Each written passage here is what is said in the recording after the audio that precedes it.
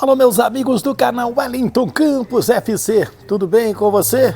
Pois é, Granja Comari, estamos nos despedindo e daqui a pouquinho, pé na estrada, porque a seleção brasileira já foi embora, foi para o Rio. Amanhã vai pegar a Argentina, 9h30 da noite no Maracanã, mas eu estou aqui para tratar também de Cruzeiro e Vasco, porque é um jogo importantíssimo na quarta-feira. Vamos falar da preparação do Vasco. Amanhã cedo tem aí o julgamento do Pablo Verrete, né? Tem o Puma Rodrigues para ser lateral direito titular, tem a preocupação, são 13 jogadores pendurados com cartões amarelos, a provável escalação do Brasil, tendo Rossi como titular. Então são assuntos que a gente vai tratar daqui a pouco e lógico a gente vai falar também de seleção brasileira e de Copa América por aqui. Mas antes, peço para você se inscrever no nosso canal Wellington Campos FC nas nossas redes sociais e vai dando o joinha, porque é importantíssimo para o YouTube. Nosso canal Wellington Campos FC, olha aí, tá vermelhinho debaixo aqui do vídeo. Aí é porque você não é inscrito, aí você vai lá, se inscreve, vai lá no sininho, tem a palavra toda, toca ali também. Você não sabe como é importante, você vai me ajudar a continuar fazendo vídeos. A gente precisa muito do seu like e da sua inscrição também. Colabora aí, me ajuda. Depois da vinheta, tá assim, de notícia. Vou trazer o Fernando Diniz, vou trazer o Marquinhos também. A gente vai falar de Messi. Roda a vinheta!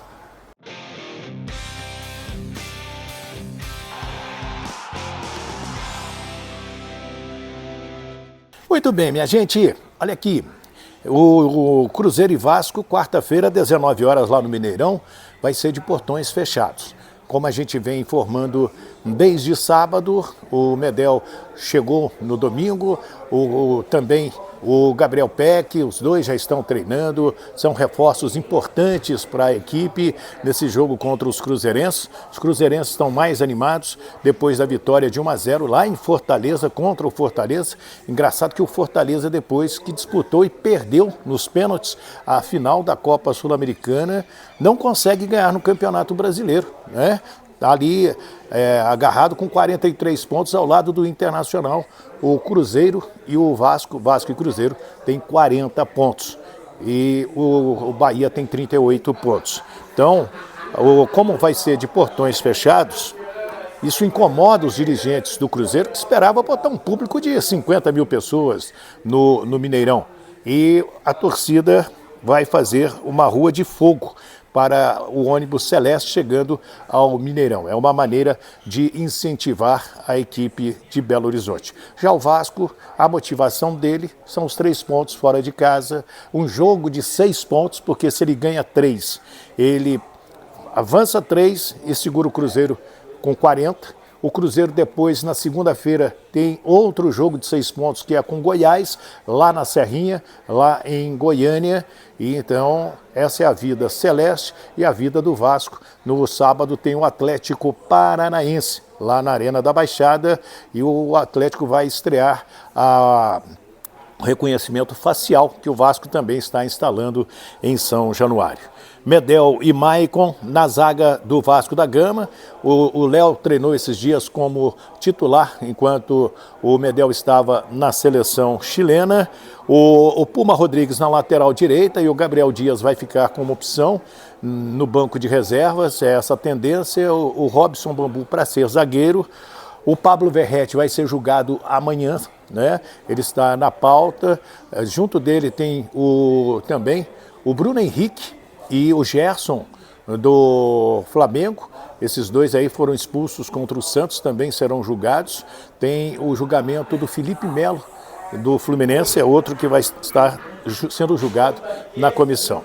O Pablo Verrete é aquilo que a gente já comentou por aqui, ele está em curso por agressão 254A, que na verdade foi talvez uma jogada violenta. O ato diz, eu expulsei pelo 2º cartão amarelo, cartão direto, e aí ele teve que ser expulso da partida. Vamos acompanhar a defesa do Vasco da Gama em termos deste trabalho para liberar o Pablo Verrete. Eu fiz até um provável Vasco aqui e coloquei o Pablo Verrete no ataque. Aqui, ó, Léo Jardim, Puma Rodrigues, Maicon, Medel e o Lucas Piton, Zé Gabriel, junto com Praxedes e Paulinho, Rossi, Pablo Verrete e Gabriel Peck.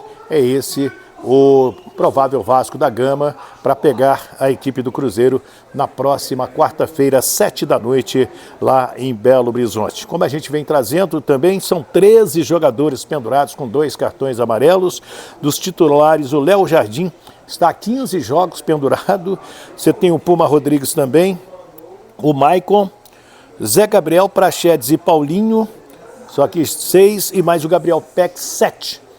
Dos titulares hoje, 7 jogadores pendurados.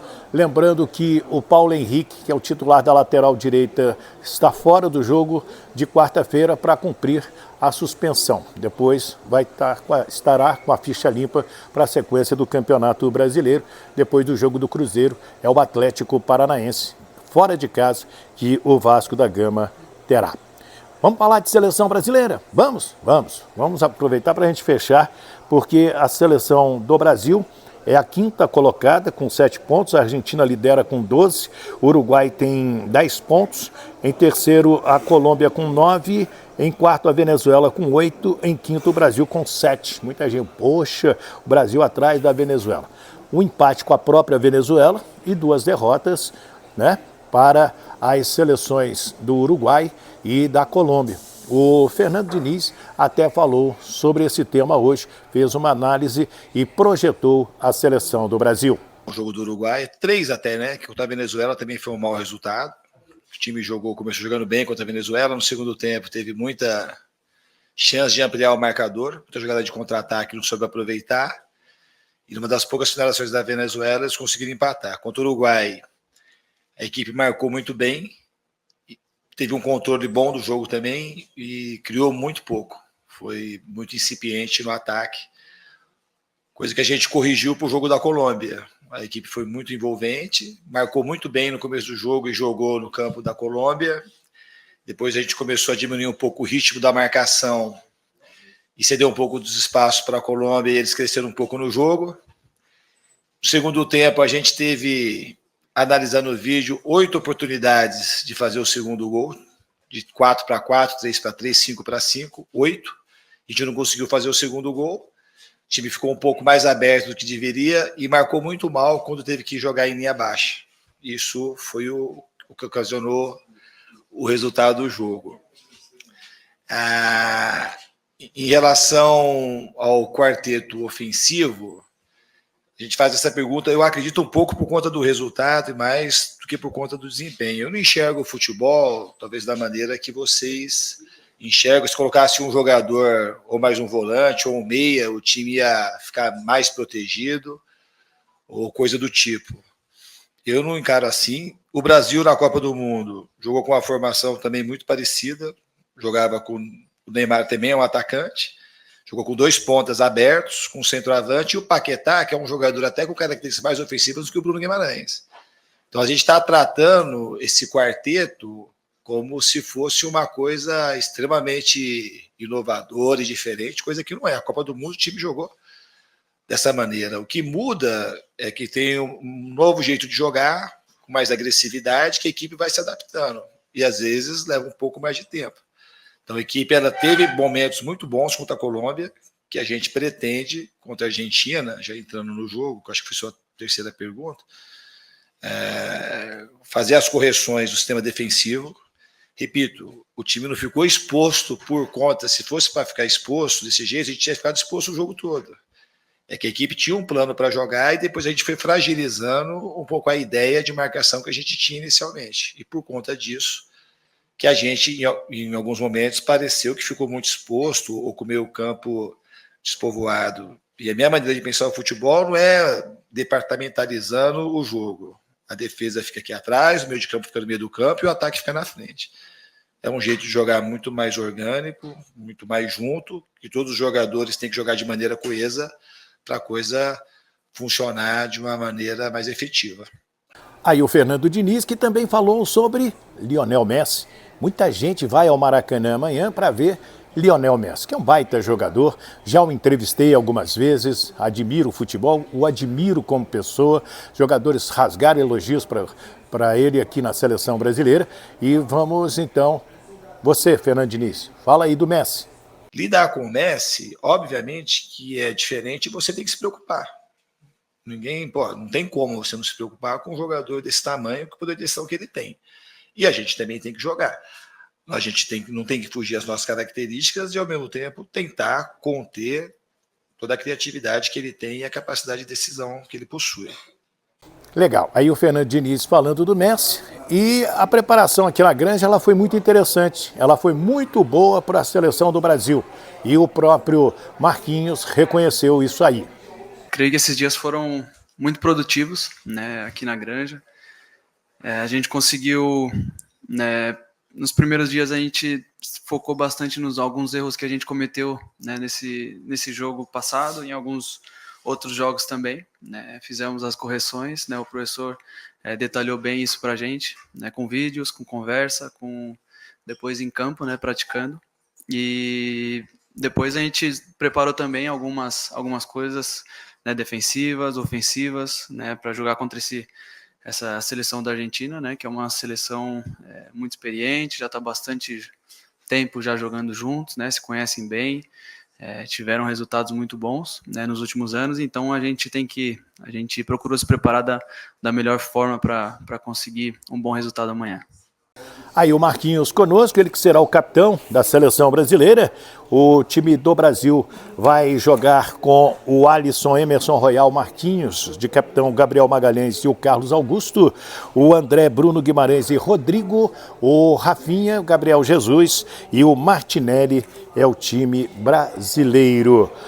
Por falar no Mundial Sub-17 lá da Indonésia, o Vasco tem 2 representantes lá. O Brasil ganhou de 3-1 do Equador e amanhã vai saber quem é o seu adversário na sequência, porque vão jogar Argentina e Venezuela. Quem vencer pega o Brasil na sequência do Mundial Sub-17 da Indonésia. E na Copa América, a abertura será em Atlanta no dia 20 de junho, lá nos Estados Unidos, e a final será em Miami no dia 14 de julho do ano que vem. Sorteio dos grupos e dos jogos no dia 7 de dezembro em Miami. Quer a sua opinião sobre o Cruzeiro, sobre o Vasco da Gama, sobre a seleção brasileira? Fique à vontade aí para você comentar. Dá o joinha, se ainda não deu, vai lá, dá o joinha para você me ajudar. Preciso, se inscreva no nosso canal, Wellington Campos FC, tá passando aí, você não paga rigorosamente nada, é de graça e se inscreve, por favor, para você nos ajudar a continuar fazendo vídeos. É importantíssimo essa sua ajuda. Quebra meu galho aí. Um abraço, fiquem com Deus. De Teresópolis, Granja Comari, Wellington Campos.